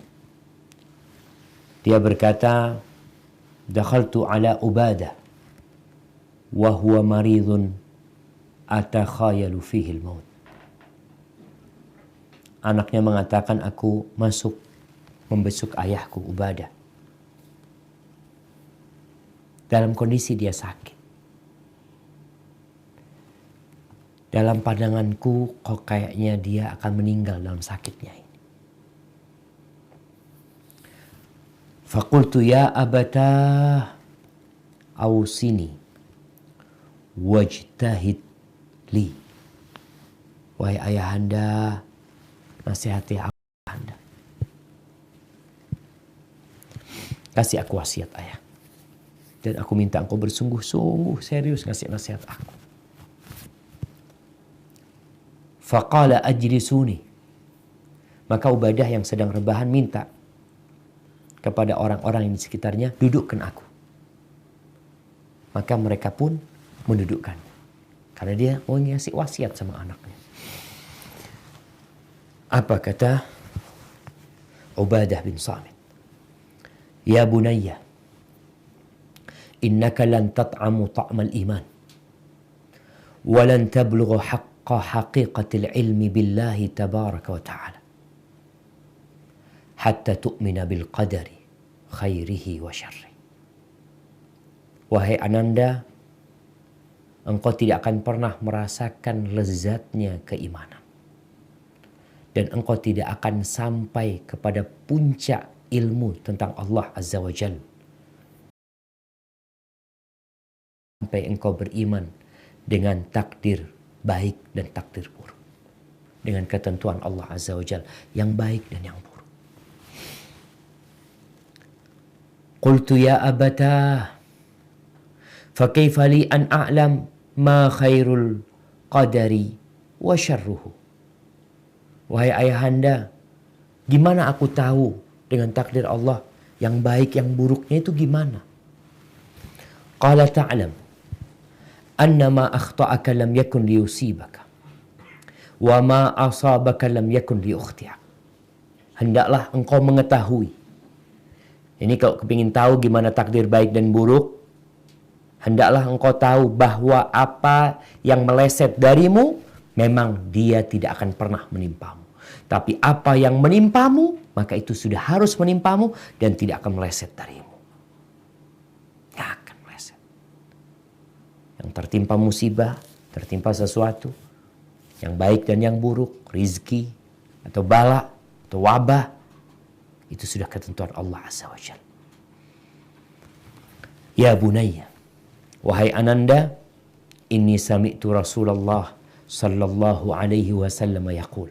Aku mendengar Rasulullah sallallahu alaihi wasallam bersabda, Inna awwala ma khalaqallahu tabaraka wa ta'ala al-qalam, thumma qala aktub, fajara fi tilka sa'ah bima huwa kainun ila yaumil qiyamah. Ya bunayya, in mitta walasta ala dhalika dakhaltan nar. Kata Nabi SAW, sesungguhnya awal yang Allah ciptakan adalah pena. Kemudian Allah mengatakan kepada pena tersebut, uktub, tulislah engkau. Maka pena itu menulis dari saat itu apa yang akan terjadi sampai hari kiamat. Lalu Ubadah mengatakan kepada anaknya, Ya bunayya, wahai ananda, in mitta, kalau engkau mati dan engkau tidak meyakini apa yang telah aku sampaikan kepadamu, maka engkau akan masuk surga. Jadi kalau masih ada yang gak yakin dengan takdir ilahi, tidak yakin bahwa apa yang menimpa kita tidak akan pernah meleset dari kita, dan apa yang meleset dari kita tidak akan pernah menimpa kita, yakin semuanya sudah ditentukan Allah. Tapi kalau engkau gak yakin, maka neraka akan menjadi tempat kita. Yakinlah, rizki itu mengejarmu sebagaimana ajal mengejarmu. Hadza wallahu a'lam bishawab. Itu yang bisa Anda sampaikan pada kesempatan kali ini. Semoga membuat kita semakin takut sama Allah Azza wa Jalla. Semoga semakin hari keimanan kita di musim wabah seperti ini semakin naik. Kalau ada yang imannya mulai turun, mulai galau, perbanyak zikrullah. Perbanyak bertasbih. Baca subhanallah wa bihamdihi subhanallahil azim. Baca 100 kali, 200 kali, 300 kali. Engkau sekarang dikasih waktu sama Allah untuk banyak-banyak mengingatnya. Mungkin kita masuk ke sesi tanya jawab. Nah, silahkan kalau ada pertanyaan yang ingin diajukan, mungkin Anda bisa jawab. Ini ada pertanyaan, Ustadz. Suaranya bisa diangkat? Ada pertanyaan, Ustadz? Ya. Bisa jelas ya. Assalamualaikum warahmatullahi wabarakatuh. Waalaikumsalam warahmatullahi wabarakatuh. Sesungguhnya anak kemarin tanggal 4 Sya'ban atau 29 Maret berencana menikahkan anak laki-laki kami dengan akad dan resepsi di gedung di Jakarta. Qadarullah wa masya'a fa'ala, melihat kondisi wabah COVID-19, akhirnya kami menunda akad dan resepsi sejak diumumkan larangan ada perkumpulan orang banyak. Sebenarnya ada niat Ana dan anak laki-laki Ana untuk menikahkan mereka di KUA saja. Tapi karena kami dan calon besan adalah keluarga besar, tetap saja ada akan hadir lebih dari 50 orang untuk menyaksikan akad anak-anak kami. Sedangkan KUA-nya pun kecil, tidak memungkinkan diizinkan dengan kehadiran orang di sana sebanyak itu. Akhirnya kami sepakati untuk menunda akad bersamaan dengan resepsinya di 15 Syawal. Yang Ana mau tanyakan, dosakah Ana karena menunda akad anak-anak kami dengan kesepakatan dua keluarga? Dengan harapan di bulan Syawal, wabah ini sudah Allah angkat dari bumi ini. Bagaimana Ustadz, mohon pencerahannya agar Ana tidak merasa bersalah dengan penundaan ini. Jazakallahu khair, barakallahu fiik. Waalaikumsalam warahmatullahi wabarakatuh. Jamaah, COVID-19 mengajarkan kepada kita nikah itu gak usah rame-rame, gak perlu keluar duit banyak. Selama ini orang memandang nikah itu harus sewa gedung, harus ini itu, enggak. Ini kesempatan untuk nikah dengan biaya murah. Masya Allah jamaah. Untuk nikah dengan biaya murah, untuk nikah yang tidak membebani. Walimah disunnahkan. Disunnahkan walimah, dianjurkan walimah. Pendapat yang lebih kuat, dia dianjurkan walimah, tidak wajib. Aulim walau bisya, 1 ekor kambing buat walimah. Tapi akad nikah ini nggak perlu orang banyak. Perlu orang berapa akad nikah itu? Kita yang kadang kala membuat sesuatu yang remeh, bukan remeh, sesuatu yang simple jadi ruwet. Kenapa harus 50 orang datang? Kenapa mereka? Mau ngapain mereka datang? Saksi cukup 2. Enggak usah semuanya mau ditulis di KUA sana. Saksi 20 dari pihak keluarga perempuan, dari keluarga laki 20 orang. Nggak ada. 1 dari pihak keluarga perempuan, 1 dari pihak keluarga laki-laki. Selesai. Kenapa engkau harus menunda? Kesian tuh anak perempuan, kesian tuh anak laki. Karena penundaannya bukan alasan yang syar'i. Alasannya walimah nanti, walimahnya ditunda. Akadnya kenapa harus ditunda? Cukup yang lainnya video call. Sekarang Masya Allah banyak aplikasi.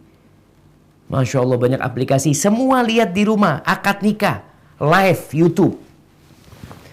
Ini ada Zubair bisa bantuin live YouTube. Akad nikahnya semua bisa nonton. Itu yang 50 orang bukan 50 orang. 500 orang nonton. Live. Bisa aja. Ini COVID-19 ngajarin kita itu sebenarnya. Ada banyak hikmah yang kita bisa dapat.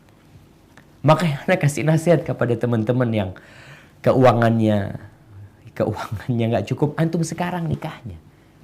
Bismillah, sampaikan afwan karena COVID-19. Nggak bisa resepsi ini itu, ya kasih pemberitahuan. Statusnya dirubah. Alhamdulillah telah menikah hari ini.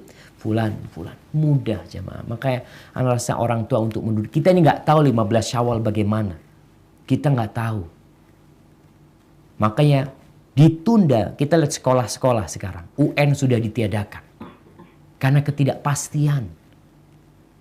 Yang besok hari kita nggak tahu.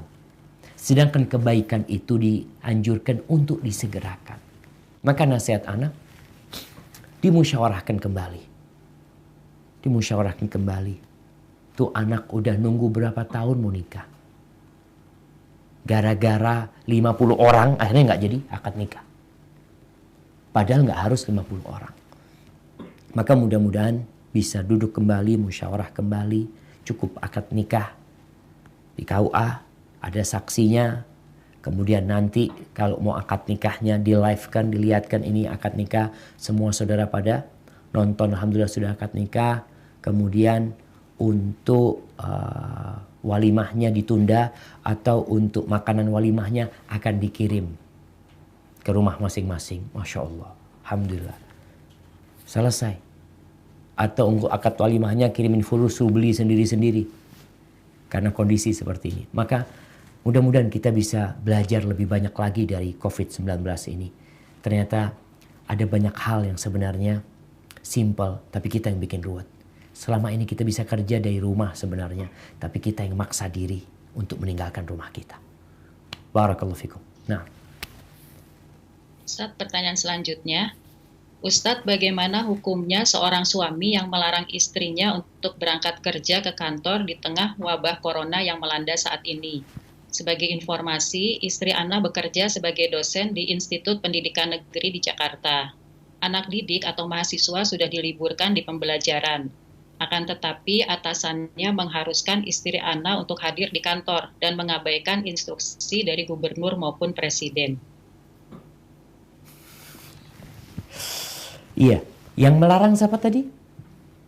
Yang dosennya, atasannya harus Bukan, yang melarang. termasuk Ustadz, Istrinya apa? Suami tadi? suaminya. Suaminya Istrinya yang melarang. bekerja. Ya, kalau suaminya melarang. Yang kerja ini suaminya. Istrinya melarang. Istrinya yang bekerja, suaminya yang melarang. Oh, ya taat sama suami. Sami'na wa ata'na. Dilarang sama suami, taat. Ketika nanti bermasalah, dipecat sama atasannya, dipotong gajinya, ya nggak ada masalah. Karena dia taat kepada suami. Dan kita tahu kondisinya memang berbahaya sekarang ini. Dan kerjaan bisa dilakukan di rumah. Maka Ana rasa ketika pemerintah sudah menghimbau seperti itu, tapi masih ada yang menyalahin, tambah lagi suami melarang istrinya untuk keluar. Soal istri itu dilarang keluar sama suaminya, itu wajib taat.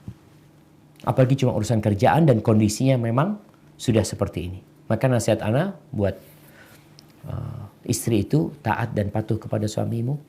Sesungguhnya surga dan nerakamu di situ. Kata Rasulullah SAW, innama huwa jannatuki au naruki. Barakallahu fiik. Nah, Pertanyaan selanjutnya, Ustadz. pilih. Sekarang kan ulil amri menyarankan untuk berdiam di rumah. Gimana? Sekarang ulil amri menyarankan untuk berdiam di rumah. Ya. Sementara suami Ana bekerja di luar rumah. Bagaimana Ustadz? Apakah termasuk tidak mentaati ulil amri? Kalau perintah sholat di rumah ditaati, sedangkan pekerjaan itu tidak, bagaimana Ustadz? Nah, jadi berkaitan dengan pekerjaan. Jadi pemerintah alhamdulillah memberi himbauan. Ada pekerjaan-pekerjaan yang harus ditutup. Harus ditutup. Jadi intervensi pemerintah, pekerjaan itu ditiadakan. Maka selesai. Mereka yang membangkang, maka tatkala itu durhaka. Melawan apa yang sudah ditegaskan oleh pemerintah. Ada yang masih himbauan. Yang berupa himbauan ini, maka dilihat kondisinya. Apabila pekerjaan dia itu beresiko untuk menularkan, bukan dia tertular, tapi lebih menularkan. Karena virus ini dibawa oleh manusia. Maka kalau dia beresiko menularkan pekerjaannya karena nggak bisa social distancing, nggak bisa jaga jarak di sana ya, maka hendaklah dia taat keluar dari rumahnya. Tapi kalau kerjaan dia itu enggak, Ustaz, alhamdulillah kerjaannya bisa berjauhan dan arahan-arahan pemerintah tadi umpamanya harus pakai pakai kaos tangan atau harus cuci tangan, harus pakai masker, semuanya dia kerjakan itu insya Allah nggak masalah. Yang masih berupa himbauan. Kalau bicara sholat berjamaah, masalah sholat berjamaah di masjid ini, orang itu berkumpul. Yang kita nggak tahu mereka dari mana. Mereka berinteraksi dengan siapa. Dan kita berdekatan di sana. Kadangkala orang juga salaman di sana. Softnya kita tahu orang merapatkan soft. Maka hal inilah tempat wudhu. Kadangkala tempat wudhunya subhanallah. Ada yang air, orang harus lewat air tersebut. Jadi kalau ada orang yang mungkin terinfeksi atau gimana, wallahu a'lam, maka perlu diperhatikan adanya sabun ini itu untuk mengurangi ya penularan COVID-19. Wallahu a'lam bishawab. Itu yang Anda tahu ya. Hadza wallahu a'lam bishawab. Nah,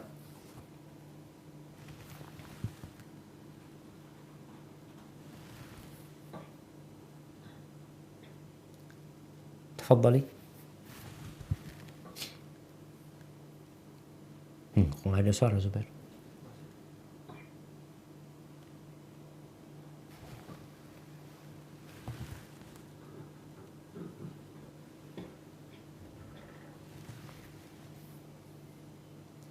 Assalamualaikum. Ahlan wa sahlan.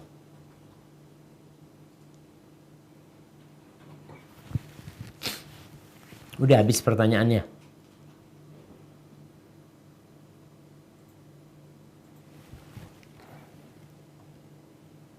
Nah, Ustadz? ya.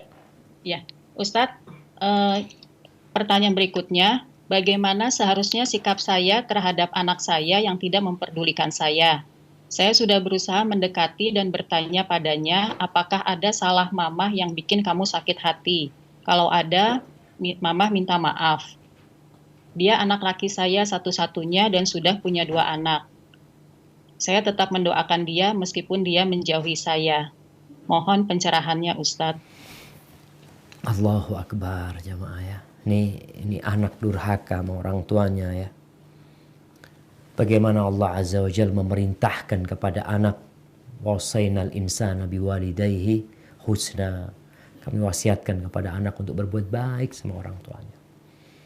Ini anak menjauhin orang tuanya. Kalau orang tua melakukan kesalahan, ini kasih nasihat sama anaknya dulu nih, dan kepada setiap anak.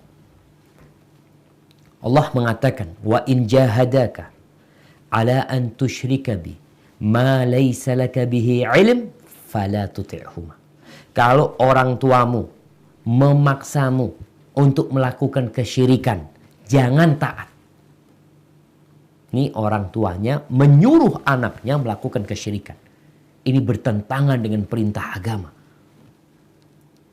Apa sikap anak? Jangan taat. Tapi punya orang tua seperti ini, apakah kita menjauh? Kata Allah, wasahibhuma fid dunya ma'rufa.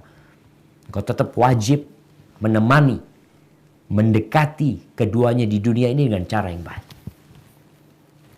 Maka kalau orang tua punya anak durhaka, yang tadi menjauh dari orang tuanya, dari ibunya, yang diperintahkan untuk berbakti kepada ibunya, dan ibunya,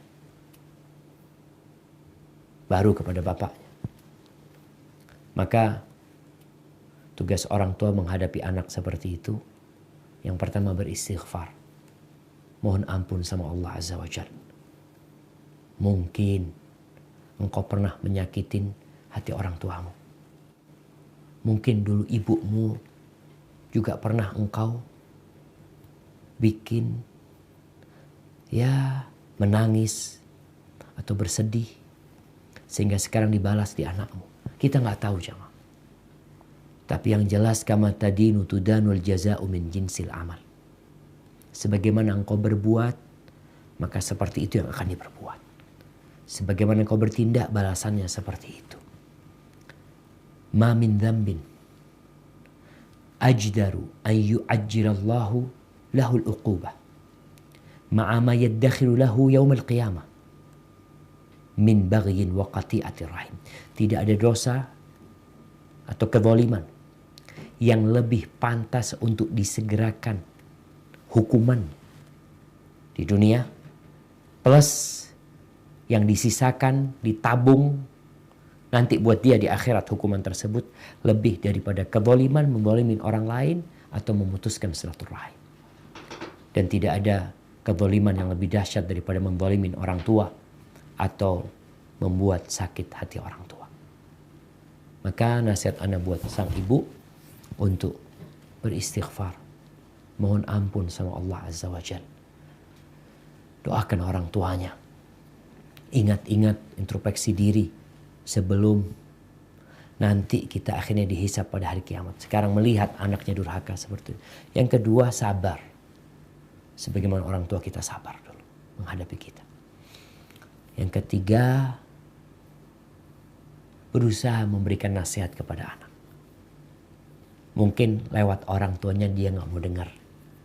Karena orang itu dikasih nasihat oleh orang yang pernah menyakitin hati dia, kadangkala dia menolak.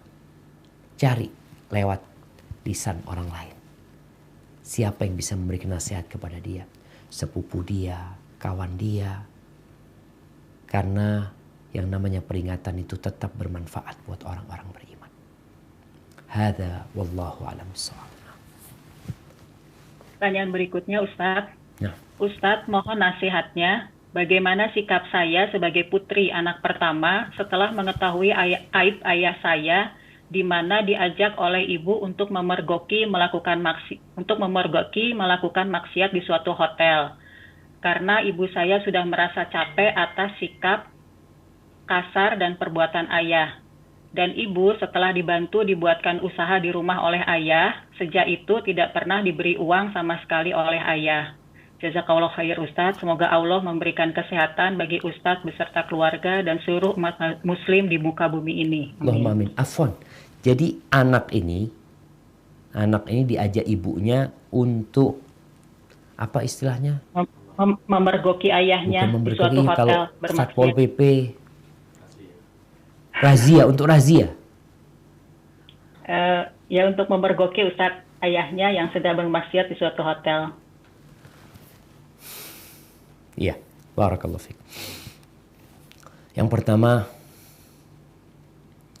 rumah tangga ini harus dibangun di atas wa ta'awanu 'alal birri wat taqwa. Saling membantu dalam kebaikan dan ketakwaan. Kemudian Allah mengatakan wa tawasau bil haqq wa tawasau bis sabr. Mereka saling mengingatkan kepada kebenaran dan mengingatkan kepada kesabaran. Kalau sekarang mendapatin orang tua yang melakukan kemaksiatan, maka sang istri hendaklah memberikan nasihat kepada suaminya. Kalau tahu suaminya berzina umpamanya di hotel, nggak perlu ajak anaknya, tapi lakukan gugat cerai, khulu, selesai urusan. Ketika sudah berusaha. Jadi kalau anti masih berharap dari suami yang seperti itu datang memergokin dengan harapan suaminya nanti kembali memberikan nafkah, kembali seperti dulu, yang ada keributan. Jadi ketika kita mengingkari kemungkaran, hendaklah mengingkari kemungkaran dengan cara yang bijak. Kita tidak boleh memata-matai orang yang melakukan dosa. Cari-cari kesalahannya. Tapi kalau kita tahu atau melihat orang itu melakukan dosa, tanpa memata-matai, tanpa mengintai, maka kita wajib mengingkari kemungkaran tersebut. Jadi kalau sang ibu ini merasa tahu suaminya melakukan kemaksiatan di sebuah tempat, mamanya berzina dengan seorang wanita di sebuah hotel, dia melihat tanpa dia memata-matai, maka dia tinggal laporkan kepada pihak yang berwajib. Tidak harus dia bawa anak.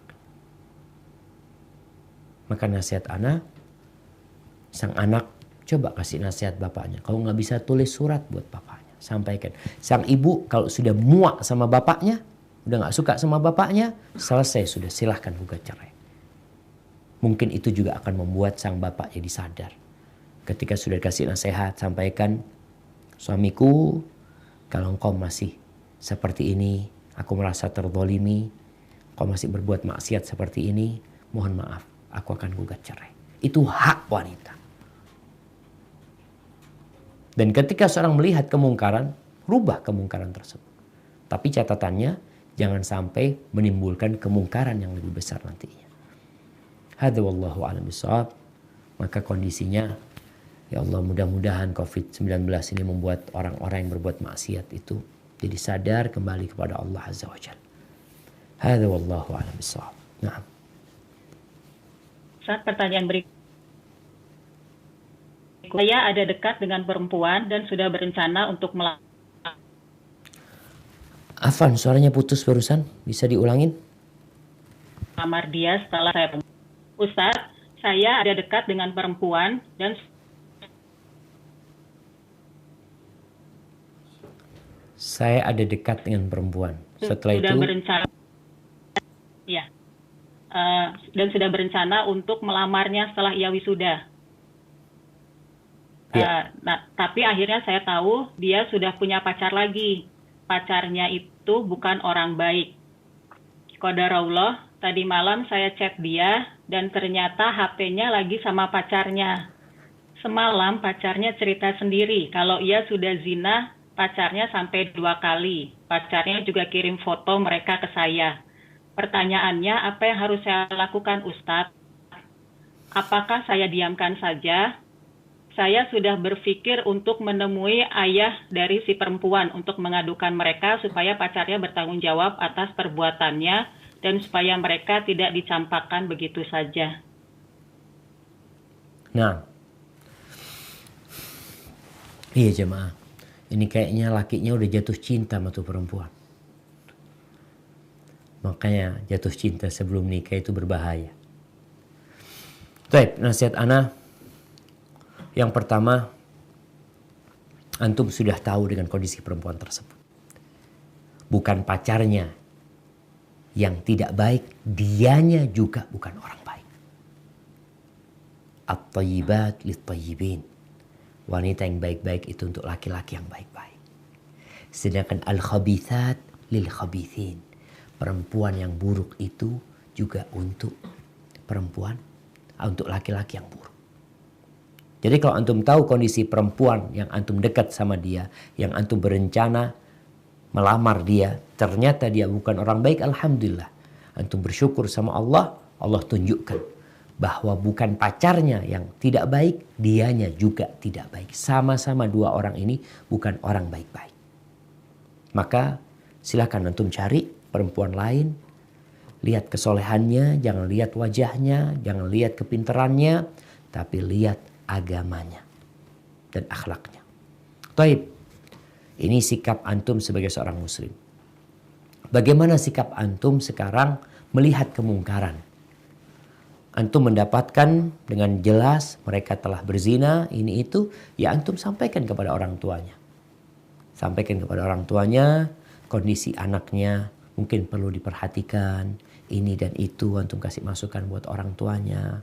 Kadangkala ada orang tua yang peduli, tapi ada orang tua yang gak peduli. Dia dulu juga berzina sama pacarnya. Kemudian ketika dia dapat anak yang mungkin dibawa sama pacarnya kemana, dia memperbolehkan hal itu. Tapi sebagai seorang muslim, tetap antum sampaikan, bukan masalah tanggung jawab, tapi masalah bermaksiat kepada Allah Azza wa Jalla. Ada laki-laki yang tanggung jawab, dia pikir dengan bertanggung jawab, dengan dia menikahin perempuan tersebut, dosa dia terhapuskan. Nggak seperti itu. Jadi urusannya dia akan bertanggung jawab di hadapan Allah Azza wa Jalla. Maka diperlukan taubat. Memohon ampunan kepada Allah Azza wa Jalla. Menyesali perbuatan yang telah berlalu. Berazam untuk tidak melakukan. Dan dia tinggalkan dosa-dosa itu. Hadza wallahu a'lam bishawab. Pertanyaan selanjutnya Ustadz. Jika kita berada di pilihan menyelamatkan nyawa karena wabah atau menyelamatkan nyawa dari kekejaman manusia pada daerah tertentu yang terjadi penjarahan, bagaimana menyikapi dan memilihnya Ustadz? Sedangkan himbauan pemerintah untuk kita agar jangan pergi keluar kota. Jazakallahu khair. Tunggu, gak paham mana? Pilihannya tetap berada di kota itu Ustadz, sesuai dengan anjuran pemerintah. Ya. Tapi atau keluar dari kota itu karena di kota itu sedang terjadi penjarahan yang berakibat juga pada keselamatan nyawa, Ustadz. Apa yang harus dia lakukan? Ya, di antara dua pilihan itu. Nah, artinya dua pilihan ini sama-sama beresiko kematian. Dia kalau tetap di tempat itu, dia resiko mati. Dia keluar dari kota, mungkin resiko mati terkena COVID-19. Maka ditimbang antara maslahat dan mudaratnya. Kalau keluarnya dia dari kota tersebut, yang pertama dia bisa menyelamatkan diri. Yang kedua dia tidak menularkan COVID-19. Maka itu bisa menjadi pilihan. Tapi kalau ternyata dia akan keluar dari kota tersebut ke tempat yang mungkin dia akan menularkan COVID seperti itu, maka dia nggak boleh. Dia mati sendiri, itu lebih baik daripada dia membuat banyak orang lain mati gara-gara dia. Kalau memang seperti itu kondisinya. Maka dipertimbangkan antara maslahat dan mudaratnya. Karena ada dua kematian yang dipertimbangkan sekarang. Penjarahan yang mungkin dia mati di sana. Atau dia keluar, dia mungkin juga mati. Atau dia menularkan yang menyebabkan orang lain mati. Maka coba dilihat. Kalau dia keluar aman insya Allah ke tempat yang dia tidak berkumpul dengan manusia. Insya Allah dia tidak menularkan, dia mengisolasi dirinya. Semoga hal itu lebih baik buat dia. Hadza wallahu a'lam bishawab. Ustadz, pertanyaan berikutnya. Mana yang harus didahulukan untuk sedekah? Membantu orang tua di rumah atau berbagi untuk kemanusiaan di luar? Nah, Masya Allah. Ya. Coba nih supaya jelas pertanyaan ini dibuka. Firman Allah di surat Al-Baqarah. Tunggu. Ayat. Bismillah.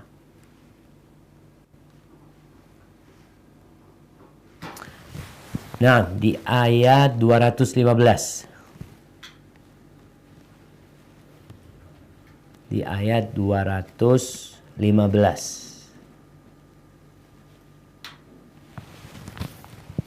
Udah dapat? Nih, Allah Azza wa Jalla mengatakan, Yas'alunaka madza yunfiqun.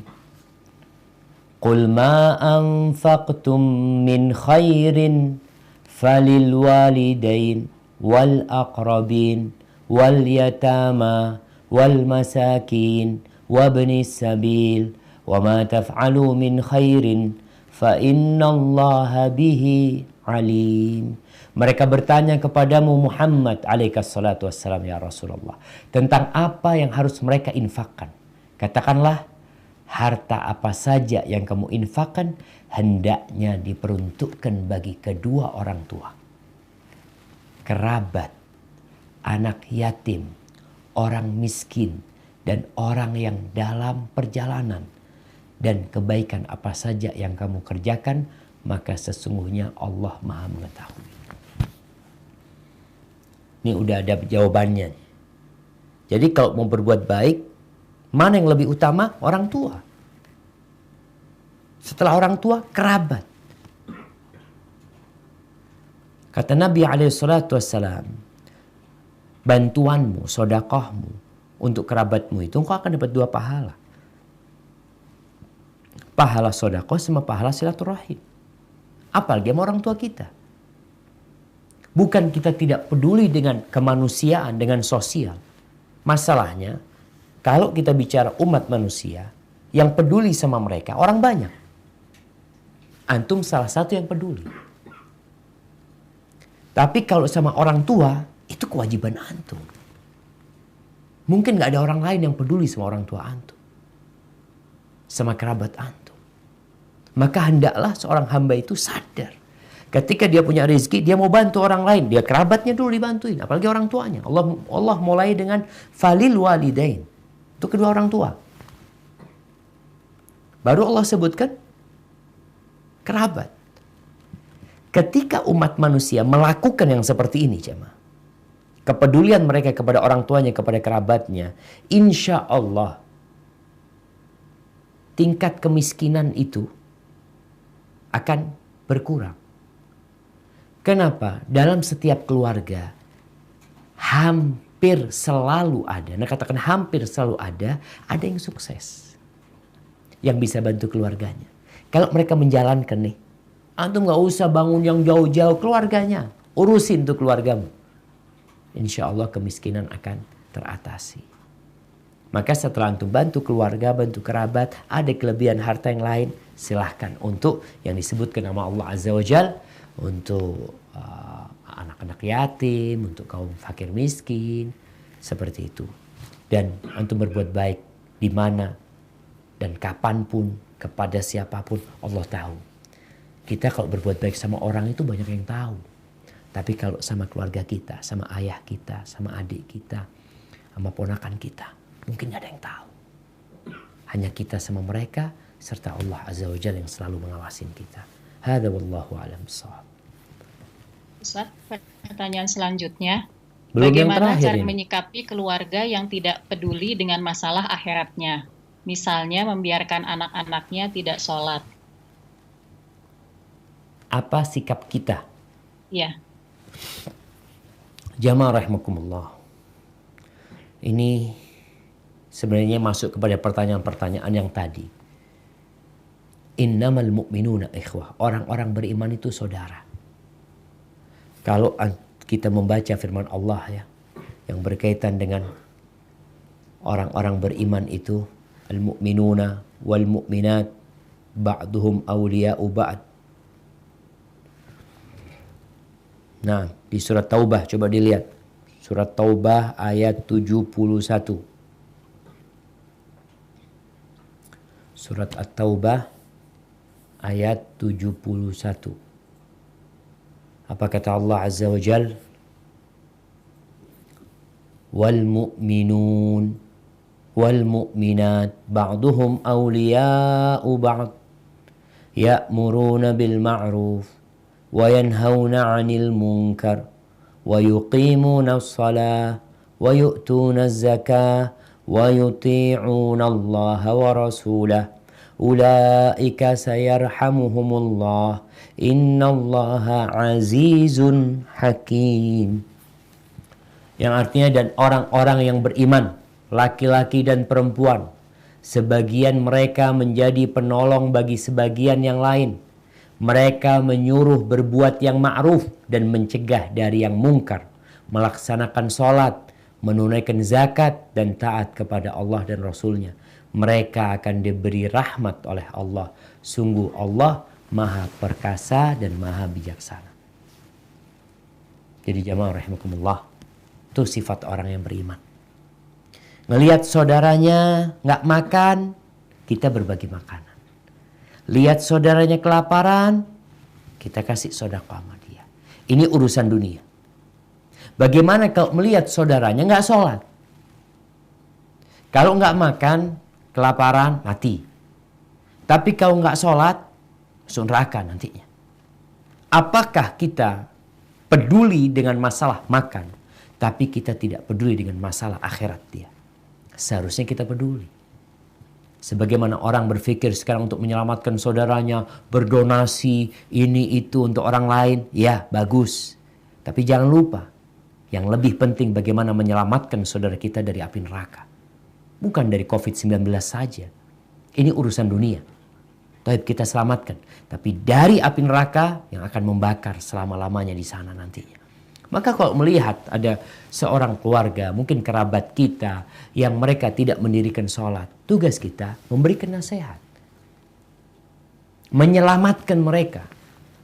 Dengan apa? Dengan lisan, dengan tulisan, dengan berbagi buku, dengan diundang kajian, diajak datang ke rumah kita, atau apalah segala cara yang halal, kita ajak mereka. Ajak makan bersama, kemudian datengin ustadz, sampaikan ustadz, bagaimana nih kita menghadapi kehidupan ini. Tumbuhkan keimanan kepada akhirat, imanan kepada Allah Azza wa Jal.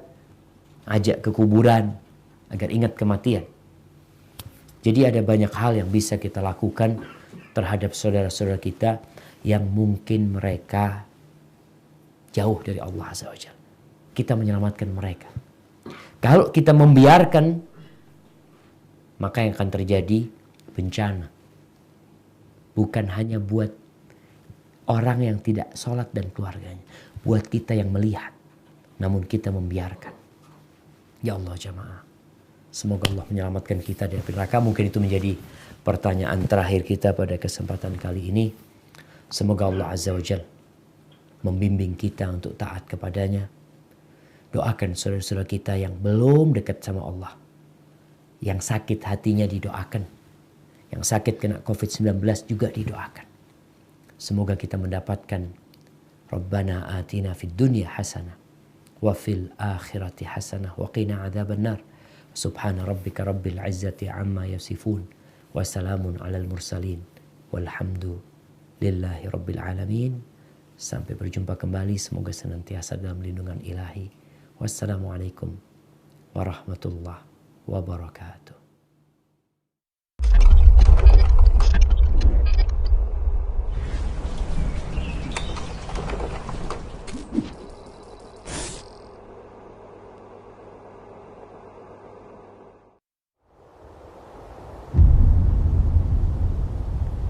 Klik tombol berikut untuk mendapatkan update ilmu yang insya Allah bermanfaat.